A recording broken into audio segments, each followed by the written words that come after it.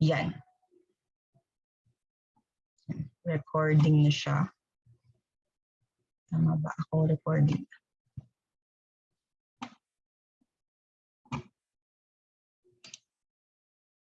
Okay, recording na siya. Yan.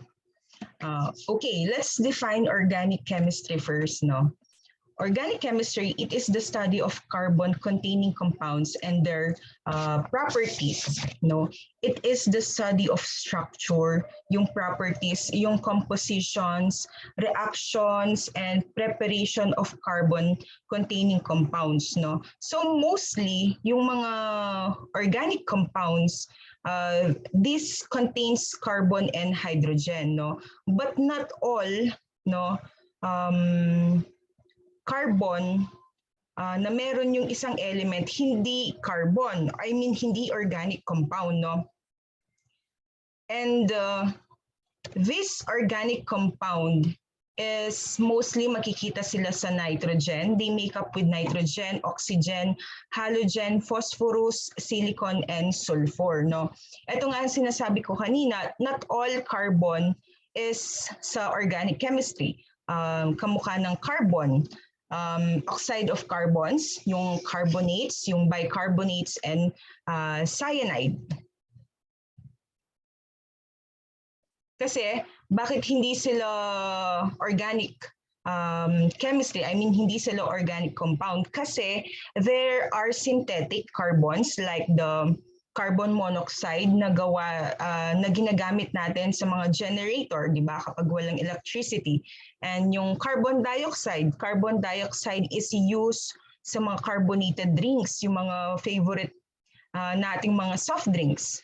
Yung calcium carbonate, ito yung ginagamit natin sa chalk, no? Yung during our elementary or high school, yung pinagsusulat ninyo sa blackboard. Carbides, these are used sa mga trekking poles. Yung mga sa atin hindi uso ito kasi wala naman snow sa atin, no?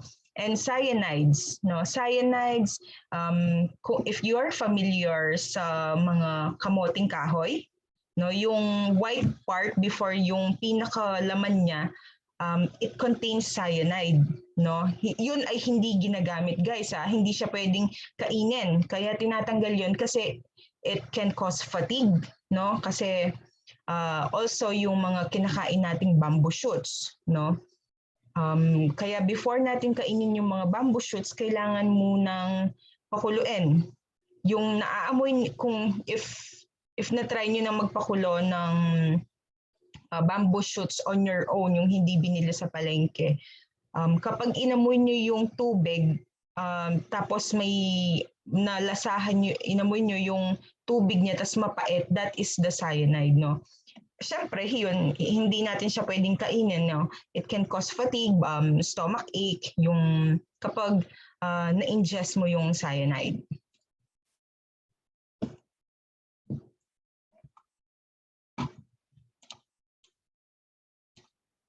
Yan. Organic compounds are compounds that usually come from organisms, no? Ito nga nabanggit ko, carbon plus other few elements, no? Yung hydrogen, oxygen, nitrogen. Example of these are the alcohol, sugar, fat, and protein, no?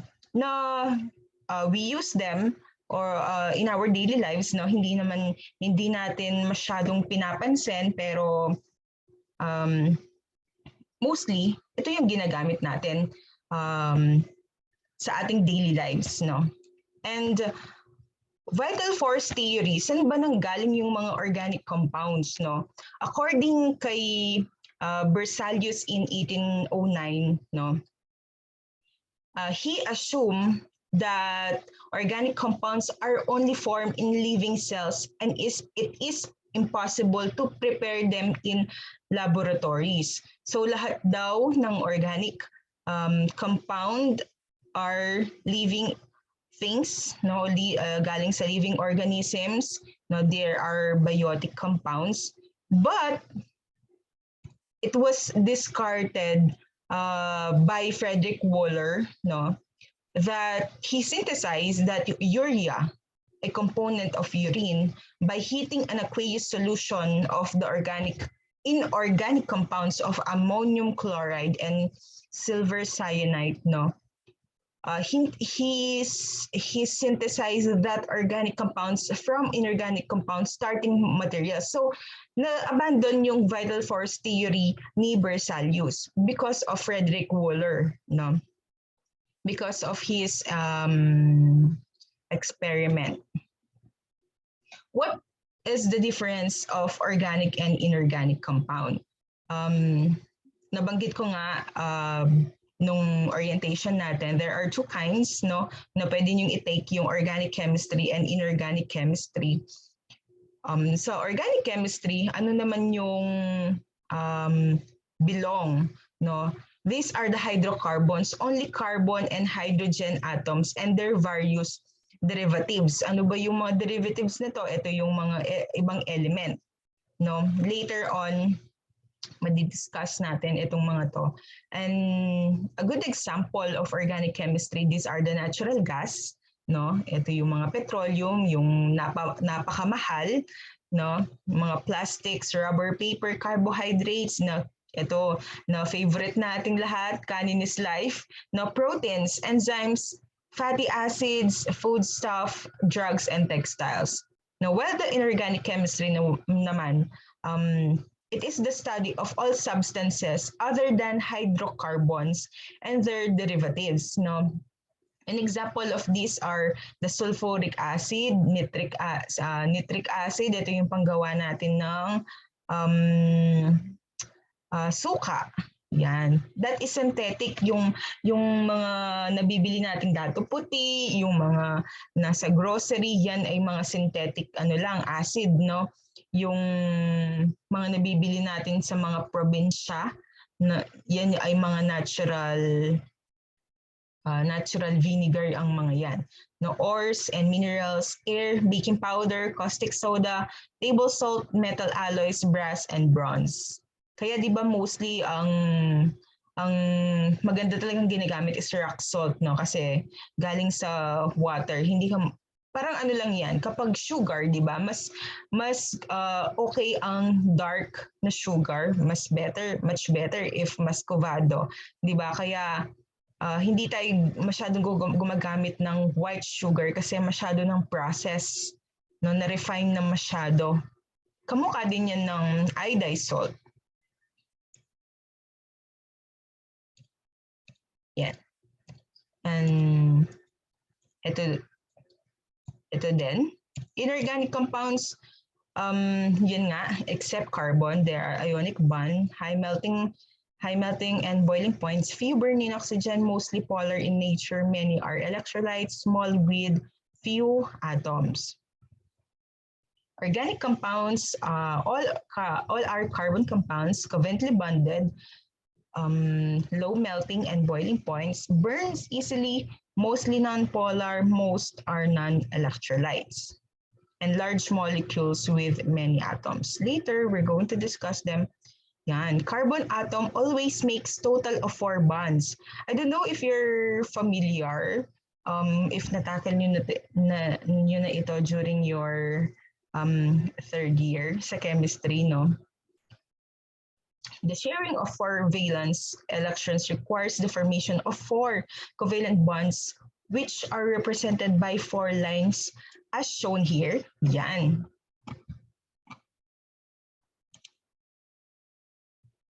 Okay. This is the bonded with other 4 atoms. This is the carbon. And this line represented the atom. Yan.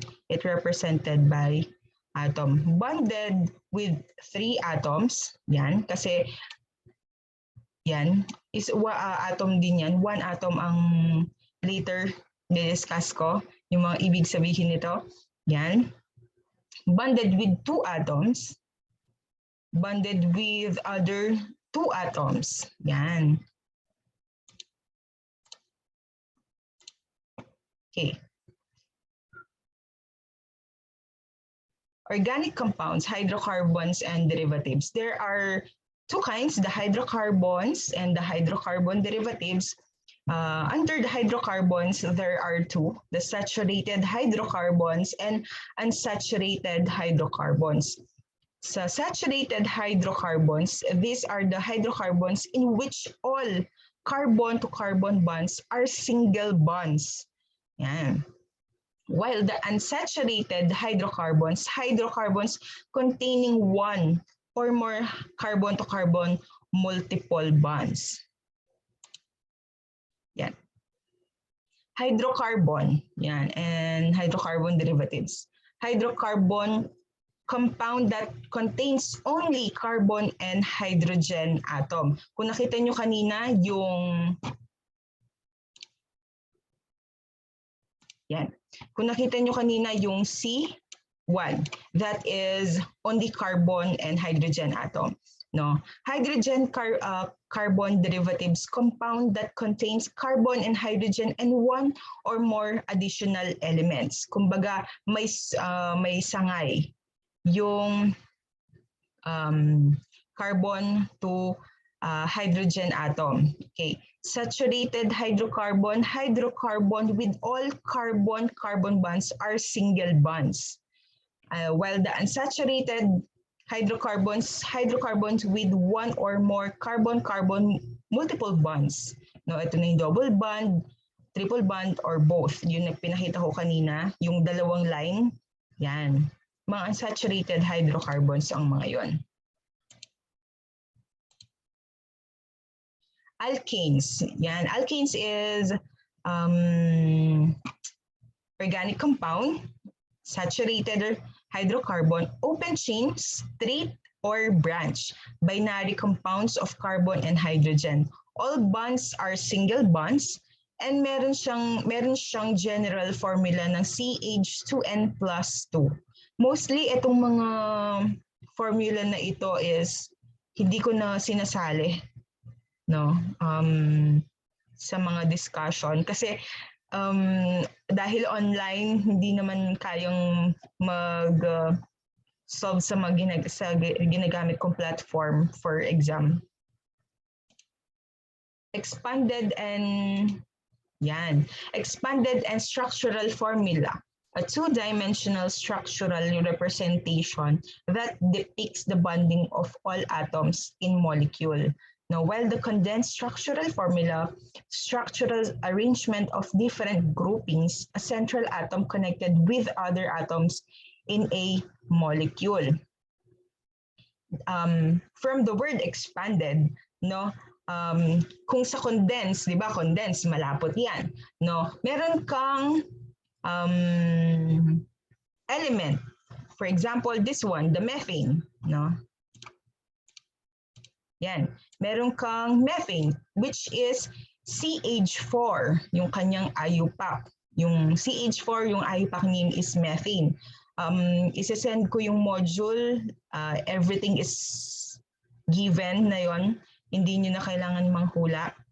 And yung expanded structural formula niya, kasi this is the carbon, and this is the hydrogen with 4. No? Bali, 4 yung kanyang hydrogen.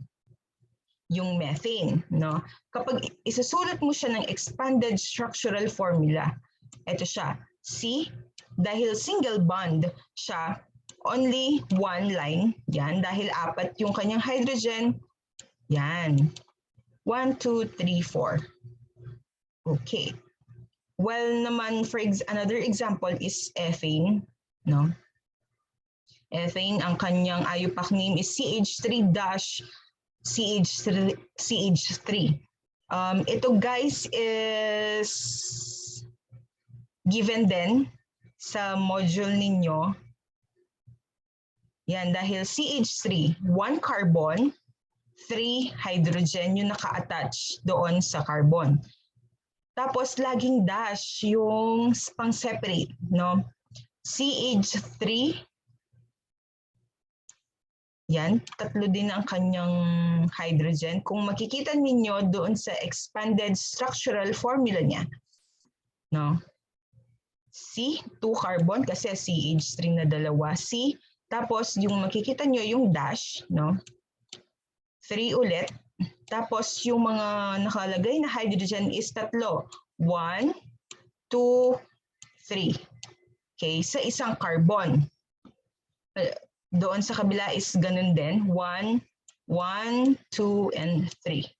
Yan, doon sa isang carbon. Kaya kapag sinulat mo ito na doon sa condensed structural formula niya, ang IUPAC name niya is, or yung element niya is ethane, which is CH3-CH3.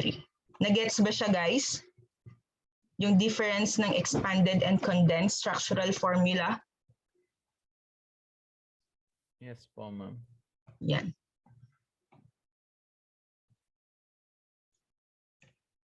Until 9:30 lang tayo, guys, kasi may meeting kami ng 9:30.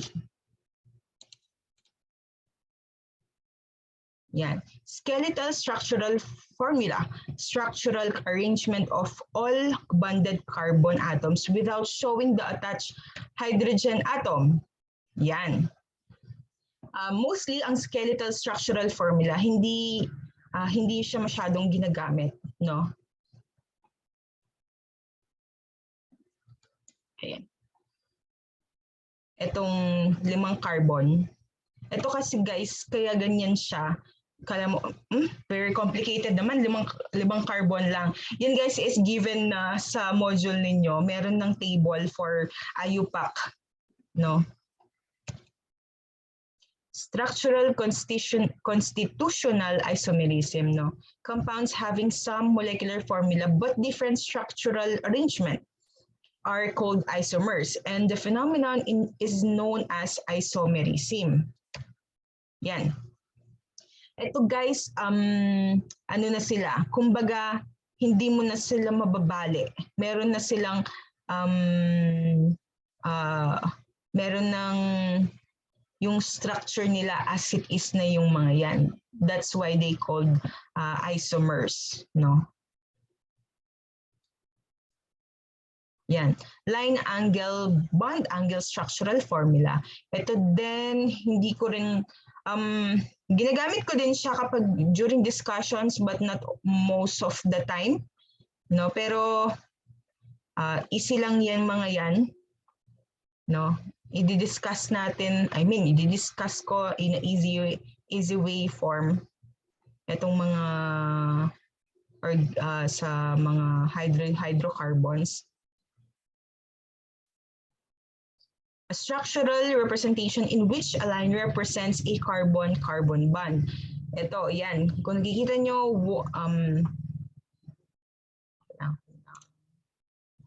yan. Kung nakikita nyo, yan. Yan. Itong mga nandito, yan. It represents the carbon. Carbon-carbon bond. Yan, doon sa kanyang intersection. Yan. Based on the skeletal structure of the carbon atom in hydrocarbon chain, each carbon atom can be classified as follows. Pwedeng primary, pwedeng secondary, pwedeng tertiary, and quaternary. Paano yun? If single bond, one carbon atom, 2 carbon atom, 3 carbon atom, and 4 carbon atom. Depende yan doon sa given na element, no? Yan. Ito yung sinasabi ko sa inyo na table. Yan. Lahat yan is given naman. And these are the hydrocarbons, no? Or the organic compounds. Meron silang yung kanyang name, alkane, yung hydrocarbon, yung kanyang general formula, yung suffix, yung IUPAC name, no? Kapag nakita nyo yung suffix, for example, yung IUPAC name niya is ethane. IUPAC name niya is ethane. Ito is alkane, no? Kasi ang kanyang suffix is A and E. Kung ethane naman yan, ethane, ang kanyang suffix is E and E, that is alkene. No? Hindi naman kayo malilito kasi meron silang suffix. Hindi nyo kailangan mag-compute and everything. Kapag nakita nyo itong IUPAC name, yung suffix niya, this is aldehyde, no? That is ester. Okay? This is the saturated hydrocarbons. Ito yung sinabi ko kanina. The alkenes, under alkenes, this yung continuous chain alkenes and branch chain alkenes, no? And yung cycloalkenes. Sa continuous chain naman, from the word continuous, no, connected lang siya with one carbon to carbon bond. Kasi ang saturated hydrocarbons is carbon to carbon bond are single bond lang sa saturated hydrocarbon. And yung branch chain alkenes, ito yung sinasabi ko kanina, may branch yung kanyang structural formula. Kumbaga may other element. Why the cycloalkenes, ito guys, hindi kayo mahihirapan kasi from cyclo, no, meron silang definite cyclic ordering arrangement. Yan. Kapag nakita mo na ito, this is cycloalkenes with one single bond. No? Sa unsaturated hydrocarbons naman tayo. Sorry kung malabo siya, pero ibibigay ko naman itong PowerPoint presentation para ma-zoom ninyo kapag nireview nyo yung PowerPoint. Unsaturated hydrocarbons, these are the alkenes, yung cycloalkenes, yung alkanes, and yung aromatic hydrocarbons. Yung alkenes, ito yung, sa alkenes, these are the carbon-carbon to carbon with double bonds. Yung cycloalkenes naman, kamukha ng cycloalkenes, meron silang definite ring and cyclic arrangement with double bond. Yun lang ang kanilang pinagkaibahan. No? Alkanes. Alkanes, these are the carbon-carbon with triple bonds. Kapag nakita nyo yung may carbon tapos may tatlo siyang dash, that is alkanes. While the aromatic hydrocarbons, ito din is they are readily arranged. No? Meron silang arrangement agad. There are not readily undergo addition reaction kasi nga meron silang definite arrangement na agad yung shape nila. Ayan. Hydrocarbon derivatives, no? Ano naman yung mga hydrocarbon derivatives? Ang dami-dami, no? Nanganak yung ang dami niyang anak, no? Sa hydrocarbon derivatives, the oxygen-containing carbon derivatives, no?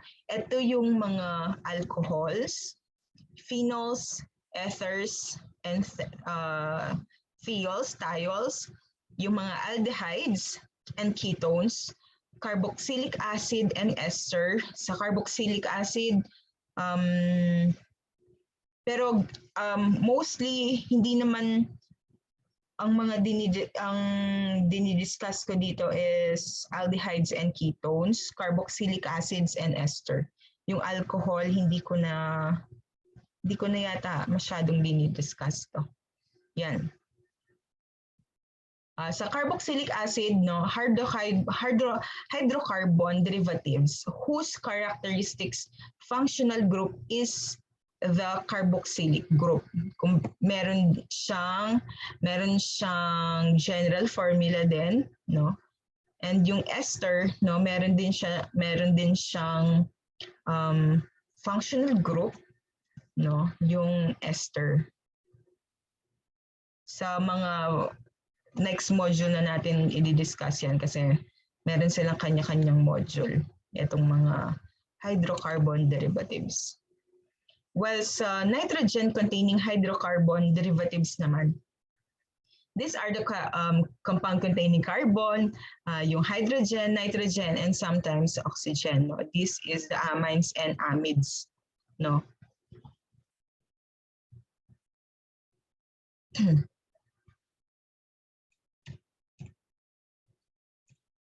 Yan. Natapos na natin kung ano ba yung mga hydrocarbon and hydrocarbon derivatives, no? And what do you think is the importance of organic chemistry naman, no?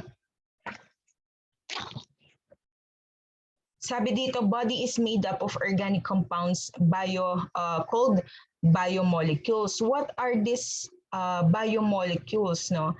These biomolecules, it is the building blocks of life and perform important functions in living organisms. Bakit siya very important? Kasi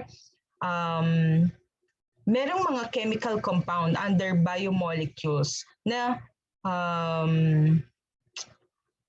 that can be found in living organisms katulad ng human. Ano yung mga organic compound na ito? These are the carbon, the hydrogen, the oxygen, the nitrogen, and so on. No? Kaya yung organic chemistry is important sa katawan natin. No? Imagine, ngayon nalaman mo na yung biomolecules or the building blocks of life, no, and perform important roles sa mga living organisms, including humans, no. Siyempre, hindi lang humans, basta living organisms, no. Ano pa ba yung mga other importance niya? Yung energy from crude oil and coil, no, yung mga polymers, these are the plastics, the PVC and other. The drugs, yan. Ito yung mga anesthetics, yung antibiotics, yung anti-cancer agents, no. These organic compounds, no, they are very important sa atin, no. Hindi lang natin na-mention or minsan hindi natin sila nahihimay masyado kung saan talaga sila galing. Yan. No, para makapag-produce ng offspring ang isang human, organic chemistry ang merong role merong siyang very important role sa pag-produce ng humans, ng offspring. Yan, sa mga magkakaroon ng future baby. Yan, saturated hydrocarbons, decomposition of plant and animal matter in marshes is a good source of methane gas, no?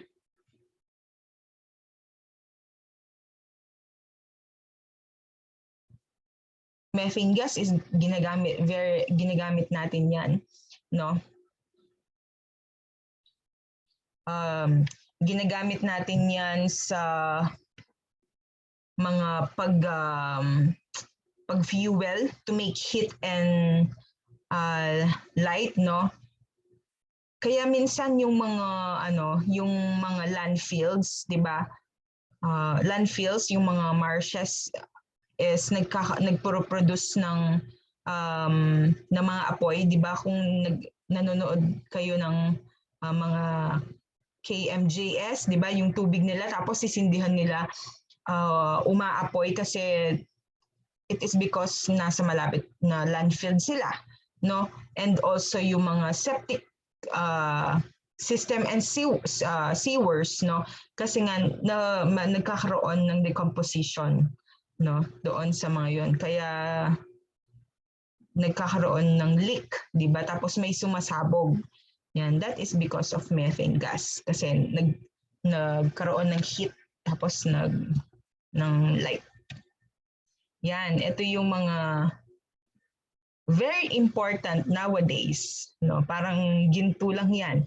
Yung natural gas or yung crude petroleum na ginagamit natin sa ating mga vehicles. Saan nagmula yan? No, sa mga rock reservoir natin, no? Yan, this is example ng oil rig pumping oil from underground rock formation, no? yung pangkuha ng ating mga natural gas and petrolyo. Yan. This is an example ng machine. Yan. Kung paano i-process yung mga ginagamit nating LPG, yung gasoline, yung jet fuel, yung diesel, no, yung heating oil, yung asphalt, no. Madaming process yan. Depende doon sa heat na ilalagay mo doon sa nakuhang crude oil, no. The complex hydrocarbon mixture present in petroleum is separated into simpler mixture by means of a fractionating column. Yan. Sa mga malalaking factories. Yan. This is an example of oil refinery. Imagine guys, no? Paano nakakapag-produce ng petroleum gas and natural gas itong factory na to, and other byproducts na ginagamit natin. The insolubility of alkenes in water is used to advantage by many plants, no? Kamukha ng paraffin, no? Yung apples, di ba? Meron siyang wax type doon sa labas para kung syempre nakahawak na kayo ng apple, di ba? They are very delicate, no? Kapag kinain mo na yan, kaya nagiging advantage yung mga hydrocarbons na ito sa mga plants, sa mga many plants, kasi nga there can be source of pang-protect sa kanila. Yan, semi-solid alkene mixture such as Vaseline is useful as a skin protector, yung paraffin waxes. Ito yung ginagamit nating petroleum jelly kapag super dry yung lips natin, no, yung kung ano-ano man. And yung propane fuel tank on a home barbecue unit, this is yung LPG na ginagamit natin, no, para makapagluto yung mga parents ninyo. Yan. If effin, it is the hormone that causes tomatoes to ripen. Yan, para huminog yung inyong mga kamatis. Yan. It is because of the hormone called effin. And yung molecule na beta-carotene, it is responsible for the yellow-orange color of carrots, apricots, and yams. Yan. And the other fruits that are yellow-orange in color.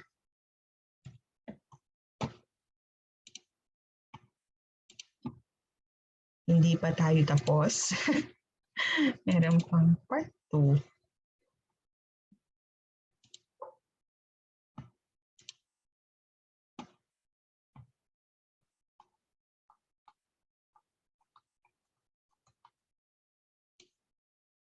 Yan. Ituloy-tuloy na natin guys kasi kailangan. Yes, Anne, Denise. Mike. Sa next slide tayo. Konti na lang to guys. Actually marami lang siya pero mga examples lang sila ng mga organic compounds. Yan. Nakikita ba yung PowerPoint? Yes po, ma'am. Yan. Sa unsaturated hydrocarbons naman, carotenoids, now molecules that contain 8 isopropene units are responsible for the yellow-orange color of autumn leaves. No? Ito yung nabanggit, natanong ni Denise, na molecules contain 8 isopropene units. No? Further, sabi ko nga kapag na-discuss na natin isa-isa yung mga hydrocarbons, maintindihan nyo sila. Yan. Ito hindi tayo masyadong nakaka-experience ng autumn leaves kasi meron lang tayong 2 seasons, no? Wet and dry Sa ibang bansa nararanasan nila ito. Preparation of polystyrene, no? Yan. Ano ba yung mga example ng mga polyethylene? These are the plastics na na ginagamit natin in our daily lives na ngayon is pinupush na mag-reuse tayo, no? Gumamit ng eco bag, gumamit ng mga paper bag, no? Which is parang nasa ano na tayo kumbaga late na tayo sa pag-implement nito kasi sa ibang country ginagamit na talaga ito, no? Yung mga paper bag, kapag pupunta ka ng groceries, gumamit ka ng eco bag sa mga malls, no? Parang tayo is nasa left behind na tayo sa mga rules na ito, kaya as much as you can use tumbler, no? Wag nang bumili sa outside, magbaon ng sariling tubig, no? Magbaon ng eco bag kapag pupunta ng mga grocery sa mga malls.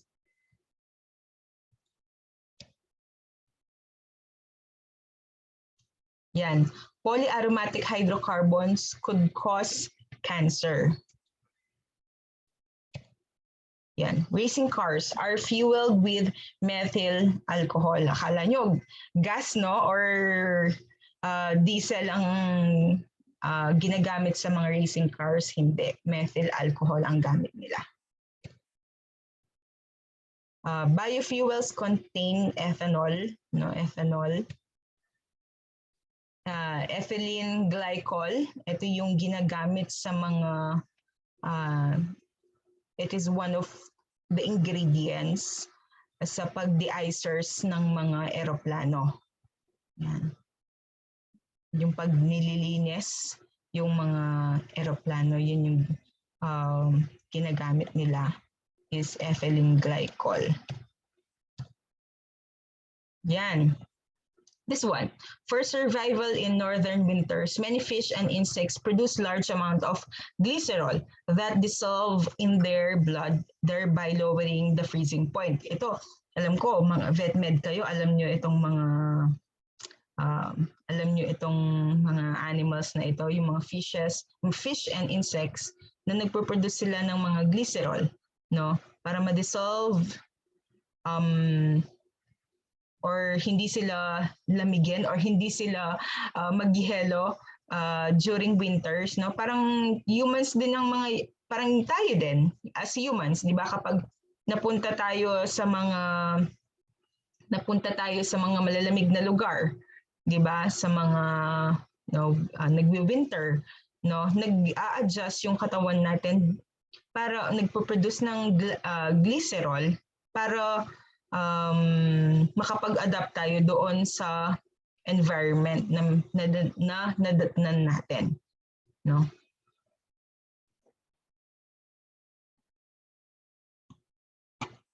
Okay.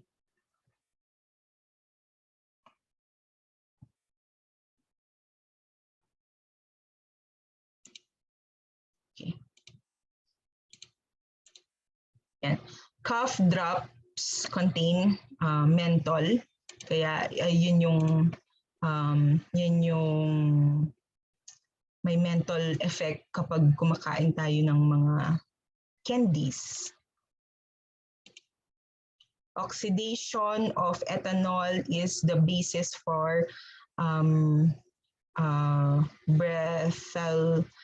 breathalyzer test. Ito guys, saan ginagamit ito? Breathalyzer test. Saan siya ginagamit? Yes, Ann, Denise. Sa alcohol, ano po? Oo. Tama. For drinking. Kapag mostly ginagamit ito sa mga driver, tapos itetest sila kung sila ba ay nakainom, yan. Ginagamit ito. alcohols and phenols, yung onion and garlic. Yan. Benzaldehyde is the main flavor component of almonds. Yan, yung nalalasahan yung tawag dito, nutty flavor. That is cause of benzaldehyde. Formalin is used to preserve biological specimens. No, ito, mga vetmed kayo, gagamitin nyo itong formalin na ito na napakasakit sa mata. No? Yung mga, kasi during my undergrad, kasi kailangan mo mag-dissect, di ba? Kasi biology, meron din kaming mga meron din kaming subject. Nag-preserve kami ng pusa. Kasi yung malaking pusa talaga, hindi man yung kuting. No? Napakasakit sa mata talaga. No? Kapag alam na kapag nagkaklase kami, kasi buong class, amoy na amoy yung formalin. Yan. The delightful odor of melted butter is largely due to the butanedione. Yan. Yung aroma na naaamoy ninyo sa pag kumakain kayo ng butter. Yan. When a mixture of phenol and formaldehyde dissolves in acetic acid is treated with concentrated hydrochloric acid, a cross-linked phenol formaldehyde network polymer is formed. Yan. Ito mostly ginagamit ito sa mga factories. No? Bakelite jewelry is used during the 1930s, 1950s time period. Ito yung mga product nung nabanggit ko kanina. Raspberry flavor is an ester, no? A subutyl methanoate. Yan. Sa atin, hindi tumutubo itong mga raspberry na to. Mga frozen na lang. Ito, or pag pumunta tayo sa SNR, no? Yan, pwede tayong makabili ng fresh kasi super mahal. Drug sniffing dogs used to buy narcotics agents can be found hidden heroin by detecting the odor of acetic acid. Yung mga, wala naman gumagamit dito siguro ng drugs, no? Yung naamoy nila is acetic acid.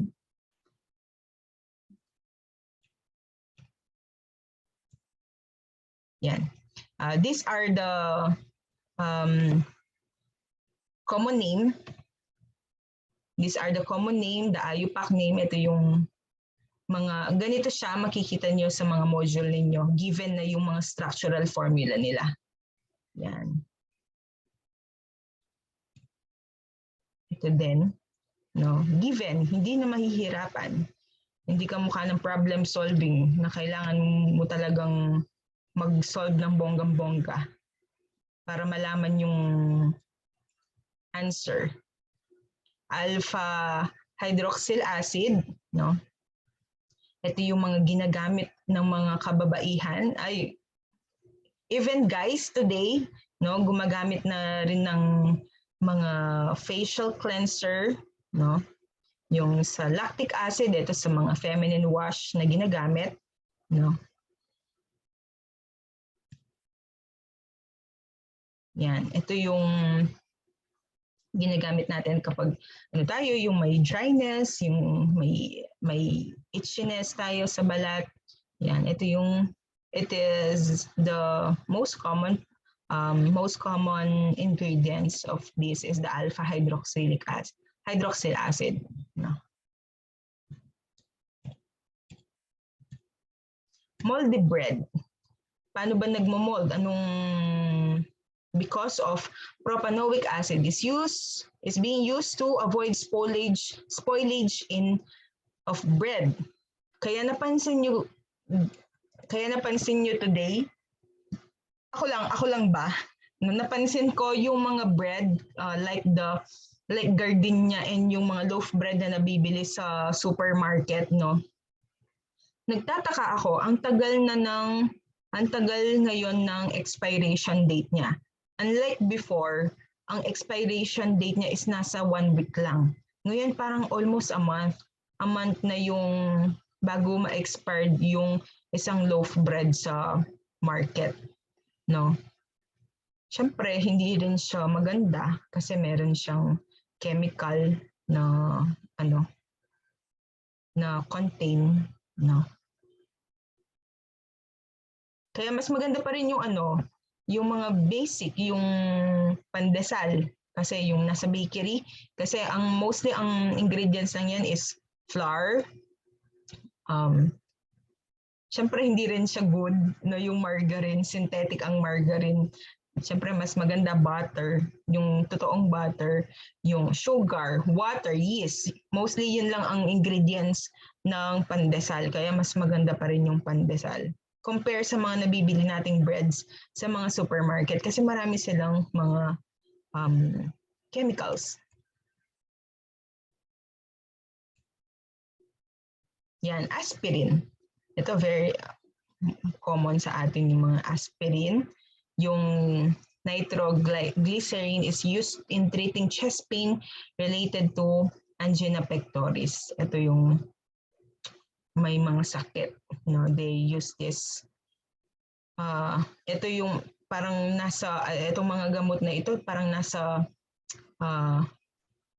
type mga graded na mga gamot.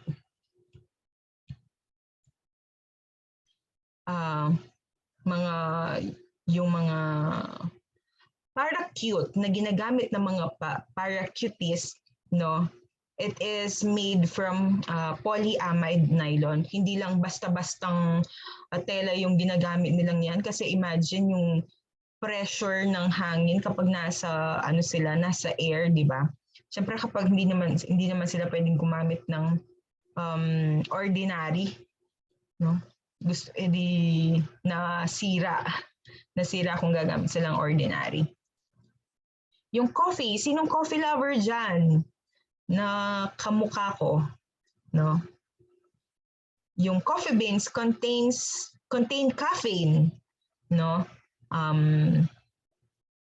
Ito guys is tawag dito minimum glass cup.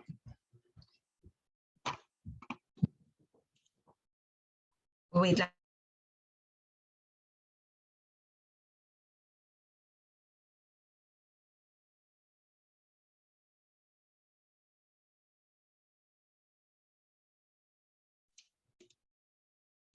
Okay, yan. Merong patalastas. Kaya mas maganda guys kung umiinom kayo ng coffee, mas lessen yung caffeine, uminom kayo ng brewed. Kami almost nasa 3 to 4 years na kami puro brewed lang ang iniinom namin dito sa house. Hindi kami umiinom ng instant coffee. Lalo. Kasi na yan, process na, tapos yung acid niya, kung acidic ka lalo, no, mas maganda yung brewed coffee. Yan, yung central nervous system stimulant, kaya mostly umiinom tayo kasi yung iba sabi nila, hindi kompleto yung araw ko kung hindi ako uminom ng kape. Na hindi gagana yung utak ko kapag hindi ko ininom yung coffee ko ng umaga.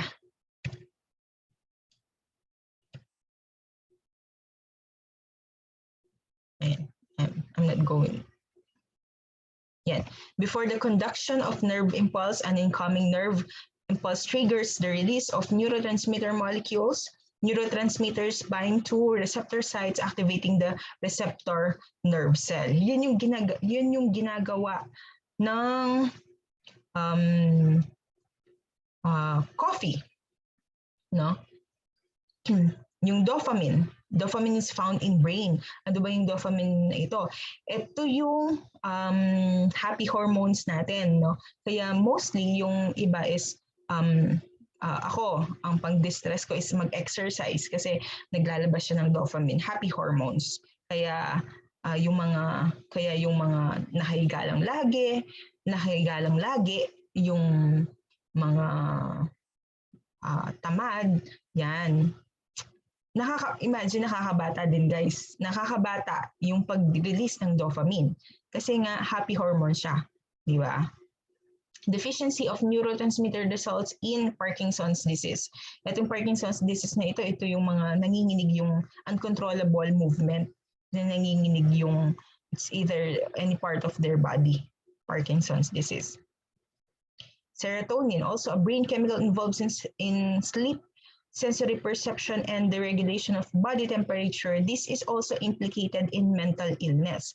Serotonin, ito yung kapag inaantok ka na, yan. Ito yung nagtitrigger. And also, dopamine is responsible sa mga anxiety natin, sa mga depression, ganyan. Kaya dapat kayo, lalo na kayo mga DVM, super pressure yung pag-aaral, no? Kaya find a way to relax yourself. Maghanap kayo ng, sabi ko nga, ng activity ninyo to relax yourself. Magkaroon kayo ng me time, no? Hindi naman puro pag-aaral, no? Dapat balance lagi, hindi yung puro aral, sub sa aral, ganyan. Dapat balance, no? Everything must be in balance para iwas stress, iwas anxiety, iwas depression.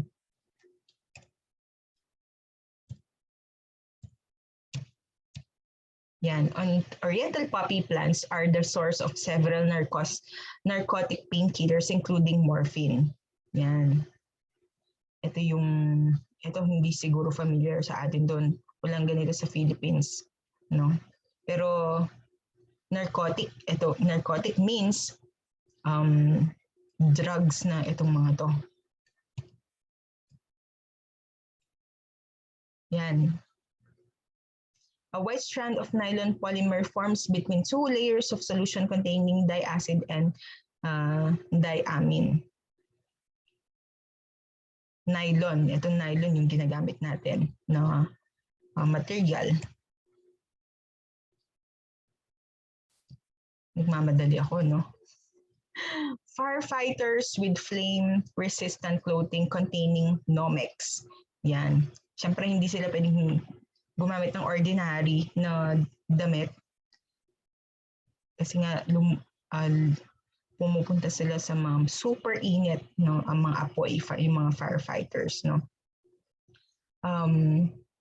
Polyurethanes have medical application. This is being used as skin substitute for severe burn victims. Yan, ito yung mga ginagamit, polyurethanes. And these are the example of carboxylic acid and esters. Ito yung mga acetic acid, yung mga propylacetate, pentyl acetate, ito yung mga yan. Okay, that is the end of our module 1.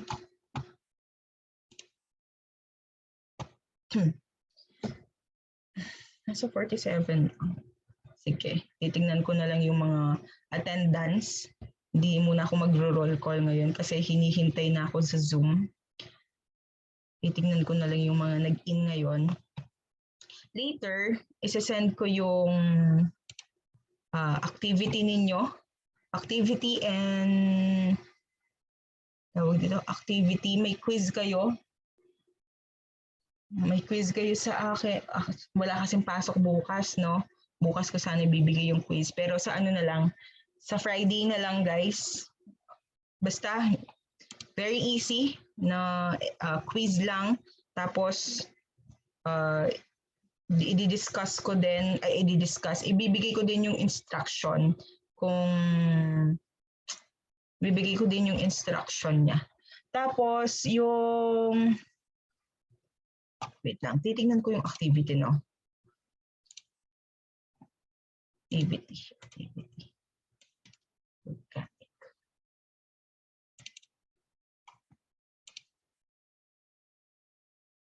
Midterm final.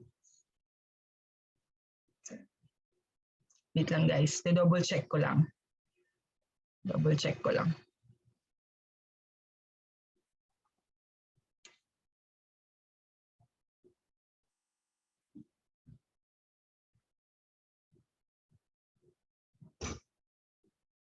Mm-mm. Wah. Yan. Sige guys, i-ano ko na, no? Isasend ko na lang mamula po Chem po ng Friday. 1, 2, 3. Matatambak, gusto nyo? Matatambak, okay lang. Kaya binibigay ko na ng Friday kasi baka matambak yung ano ninyo, quiz ninyo. Sige, bigay ko na lang ng ano, bigay ko sa Tuesday. Ay, tama ba ako? Ay, Monday, yung quiz after ng module 2. Hindi mo mahirap kausap. Sige, Monday na lang, pagkatapos ng discussion natin.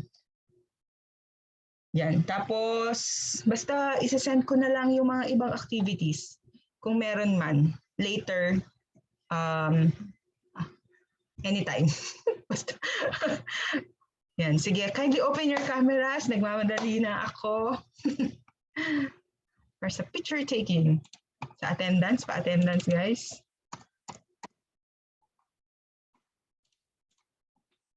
Yan. Smile, smile, smile, smile. 1, 2, 3. One more. 1, 2, 3. Yan, gaganda, gwapo. Guys, any announcement? Sa GC ko na lang ipopost. Good day, everyone. Bye. See you on Monday. Okay, ma'am. Thank you po. Good day po. Thank you po, ma'am. Thank you po. Good day po, ma'am. Thank you po, ma'am.